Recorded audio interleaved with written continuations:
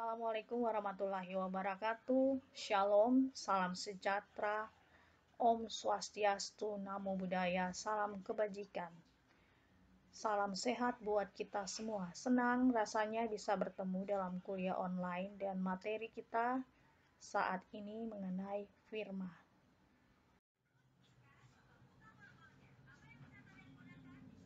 Firma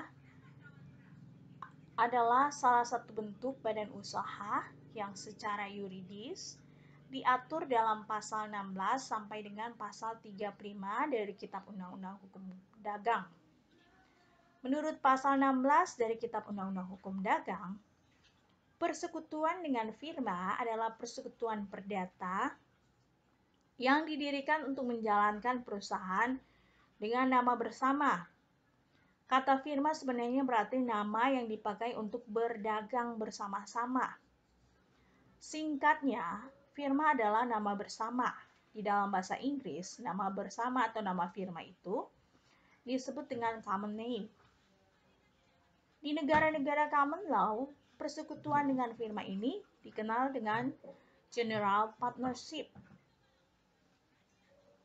Dengan demikian, persekutuan dengan firma adalah persekutuan perdata khusus, di mana kekhususannya ini terletak pada 3 unsur mutlak sebagai tambahan persekutuan perdata, yakni yang pertama, sebagaimana dicantumkan dalam pasal 16 dari Kitab Undang-Undang Hukum Perdata, firma ini menjalankan perusahaan. Yang kedua, dengan nama bersama atau nama firma. Yang ketiga, tanggung jawab sekutu bersifat pribadi untuk keseluruhan, sebagaimana yang dicantumkan dalam pasal 18 Kitab Undang-Undang Hukum Dagang.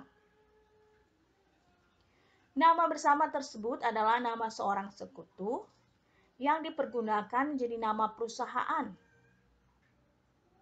Dalam hal ini firma atau disingkat dengan FA.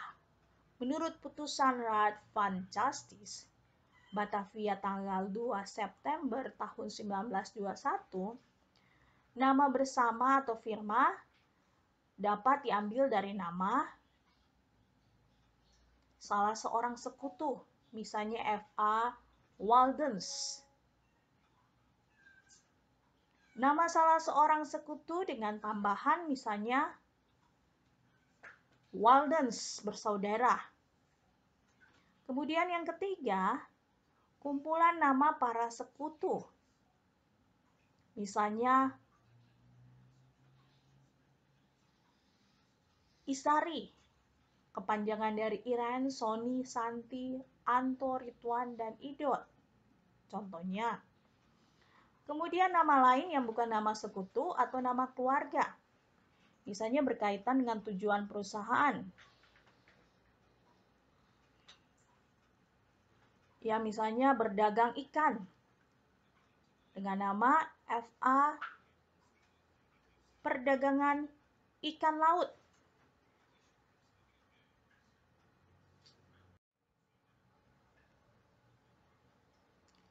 Keberadaan firma berdasarkan pasal 16 dari Kitab Undang-Undang Hukum Perdata sebagai badan usaha yang pada dasarnya adalah persekutuan perdata. Hanya dalam firma secara eksplisit, firma menjalankan perusahaan. Perusahaan yang dijalankan tersebut atas nama bersama.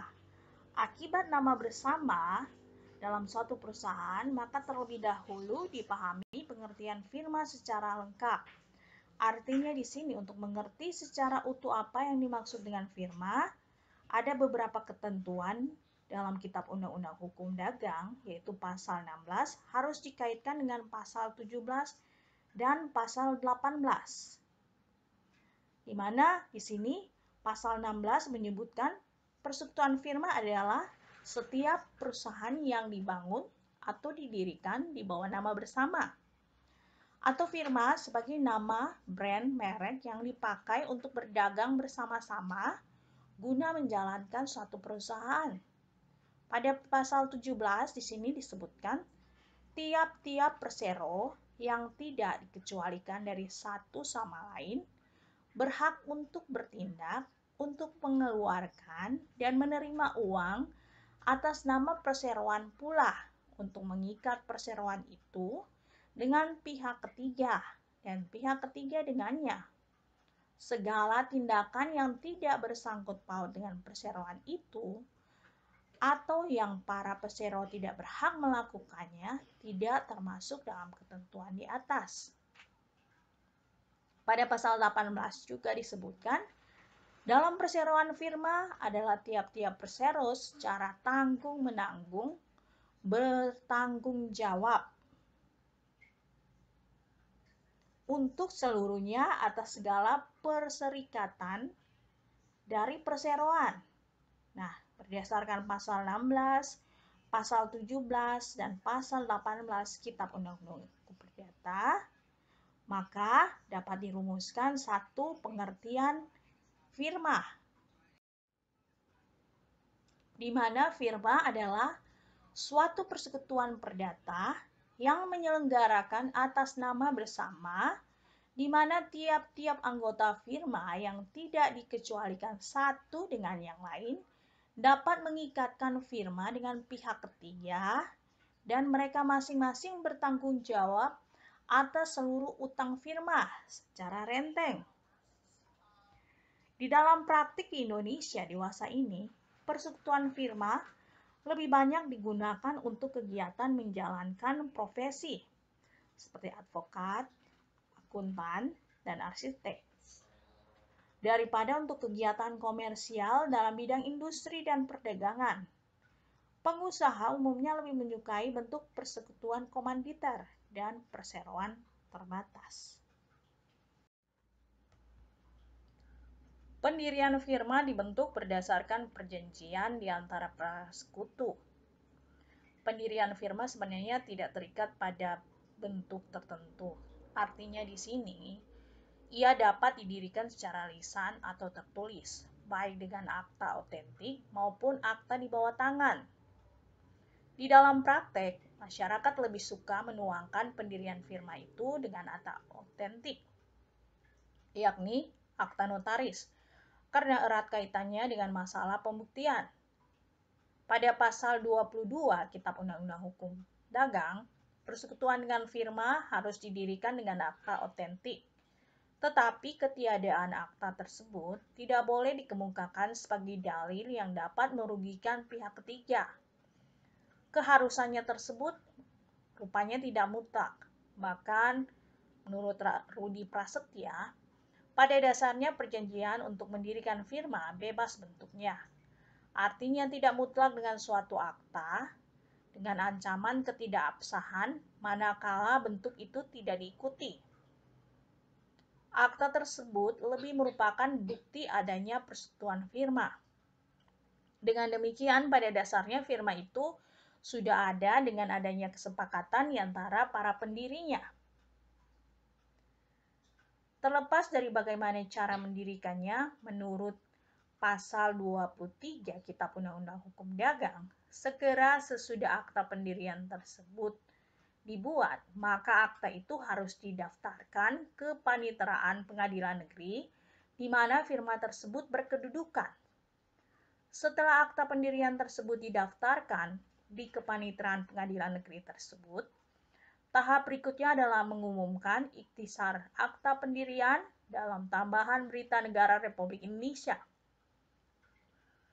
Kewajiban untuk mendaftarkan dan mengumumkan ini merupakan satu keharusan yang bersanksi. Karena selama pendaftaran dan pengumuman tersebut belum dilaksanakan, maka bisa saja pihak ketiga dapat menganggap firma itu sebagai persekutuan umum, yakni persekutuan firma yang menjalankan segala macam urusan.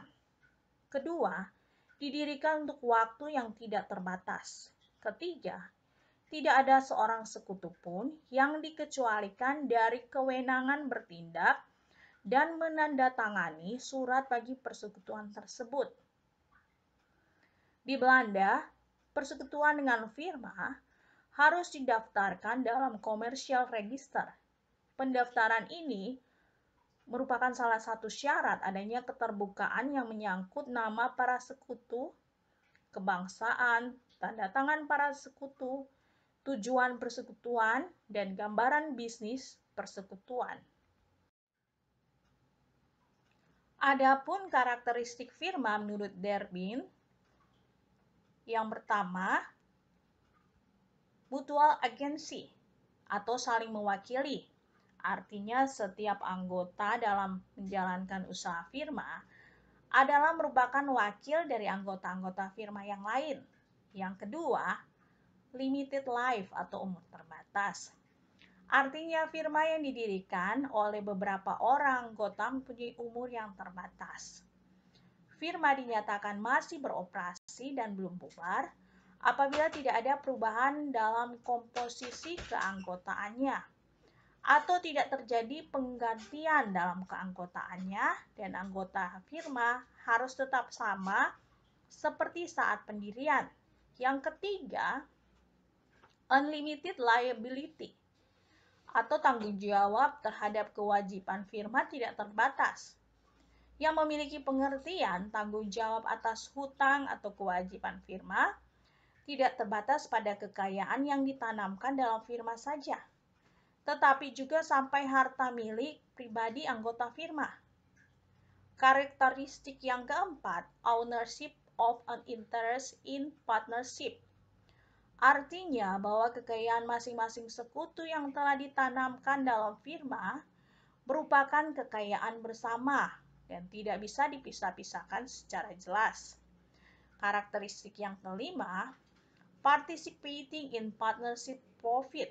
Artinya laba atau rugi sebagai hasil operasi firma akan dibagikan kepada setiap anggota firma berdasarkan partisipasi atau aktivitas masing-masing anggota di dalam firma. Ketentuan mengenai proporsi pembagian laba rugi harus dicantumkan secara rinci dan jelas dalam akte pendirian firma tersebut. Berikutnya mengenai sekutu dalam firma. Dalam persekutuan firma, hanya terdapat satu macam sekutu, yaitu sekutu komplementer atau firman. Sekutu komplementer menjalankan perusahaan dan mengadakan hubungan hukum dengan pihak ketiga, sehingga bertanggung jawab pribadi untuk keseluruhan. Pada pasal 17 Kitab Undang-Undang Hukum Dagang yang disebutkan di atas, bahwa dalam anggaran dasar harus ditegaskan apakah di antara para sekutu ada yang tidak diperkenankan bertindak keluar untuk mengadakan hubungan hukum dengan pihak ketiga, meskipun sekutu kerja tersebut dikeluarkan wewenangnya atau tidak diberi wewenang untuk mengadakan hubungan hukum dengan pihak ketiga.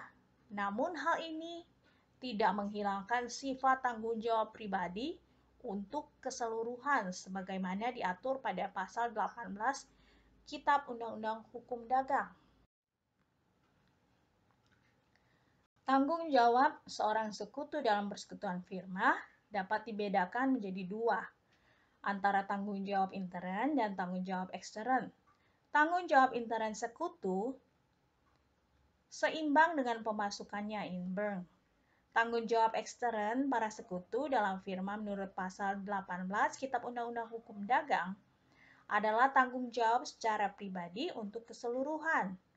Artinya di sini setiap sekutu bertanggung jawab atas semua perikatan persekutuan, meskipun dibuat sekutu lain, termasuk perikatan-perikatan yang timbul karena perbuatan melawan hukum,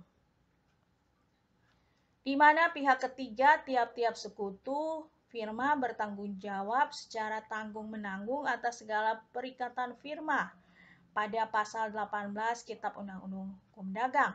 Namun demikian harus diingat bahwa hanya sekutu yang berwenang menurut anggaran dasar firma yang dapat mengikat pihak ketiga pada pasal 17 dari Kitab Undang-Undang Hukum Dagang. Dengan demikian, sekutu yang tidak berwenang walaupun berwenang tetapi tindakannya tersebut tidak sesuai dengan lingkup kegiatan firma, maka sekutu yang bersangkutan bertanggung jawab secara individu atas tindakan yang dilakukan dengan mengatasnamakan firma. Firma bukanlah badan hukum seperti halnya perseroan terbatas, karena undang-undang di Indonesia mengatur firma sebagai perusahaan yang dibentuk hanya berdasarkan persekutuan. bukan diakui sebagai badan hukum. Selain itu juga syarat lain bagi suatu entitas untuk dapat dikatakan sebagai badan hukum adalah mempunyai kekayaan yang terpisah dengan pengurusnya. Pada firma tidak ada pemisahan kekayaan firma dengan pengurus. Maksudnya adalah pertanggungjawaban firma kepada pihak ketiga mencangkup sampai pada harta pribadi sekutu-sekutunya. Berbeda halnya dengan perseroan terbatas yang merupakan badan hukum di mana pertanggungjawaban kepada pihak ketiga hanya sebatas kekayaan yang dimiliki oleh perseroan terbatas tersebut. Karena firma bukan badan hukum, maka penggabungan antara dua firma bisa dilakukan dengan cara melakukan perjanjian, bukan dengan cara merger. Dalam Kitab Undang-Undang Hukum Dagang, mengatur bahwa maksudnya sekutu baru jika tidak diperjanjikan pada waktu pendirian firma, maka esensinya mengubah persekutuan. Jika hal tersebut terjadi, maka firma harus dibubarkan terlebih dahulu dan kemudian dibentuk persekutuan baru.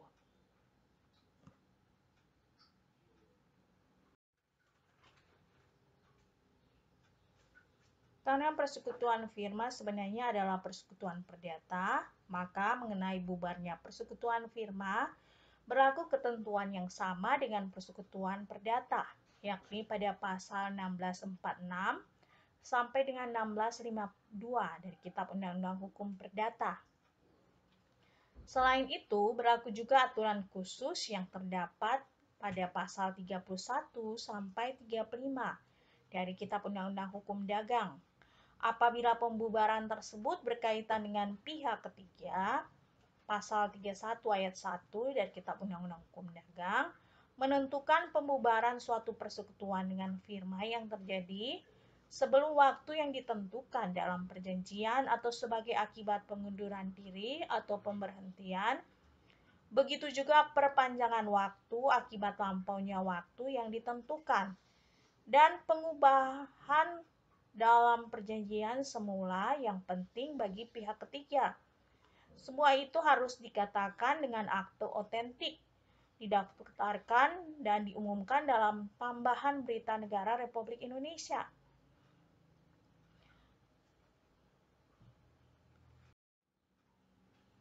Pada ayat 2 dari pasal 31 Kitab Undang-Undang Hukum Dagang menentukan bahwa kelalaian dalam pendaftaran dan pengumuman tersebut berakibat tidak berlakunya pembubaran, pengunduran diri, atau pemberhentian atau pengubahan tersebut terhadap pihak ketiga.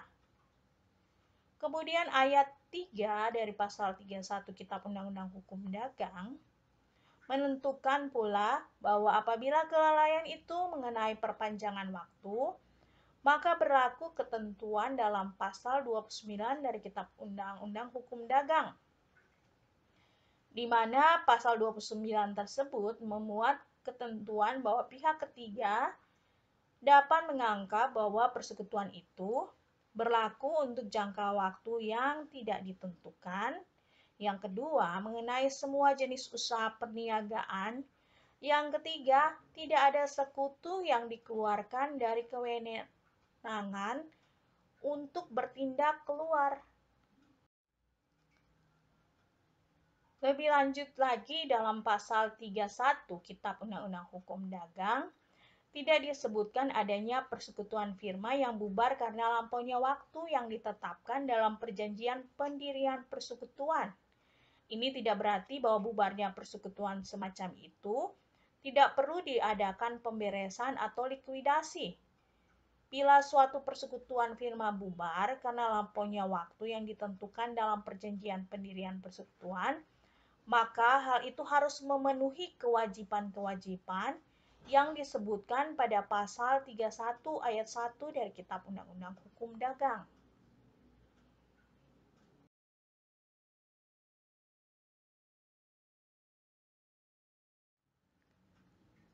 Demikianlah materi kita hari ini mengenai firma. Terima kasih atas perhatian. Apabila dirasakan manfaat, jangan lupa di subscribe, like, ataupun juga share. Dan apabila ada pertanyaan, saran, dan kritik yang membangun, jangan lupa ditinggalkan dalam kolom komentar. Terima kasih dan sampai jumpa pada kuliah berikutnya.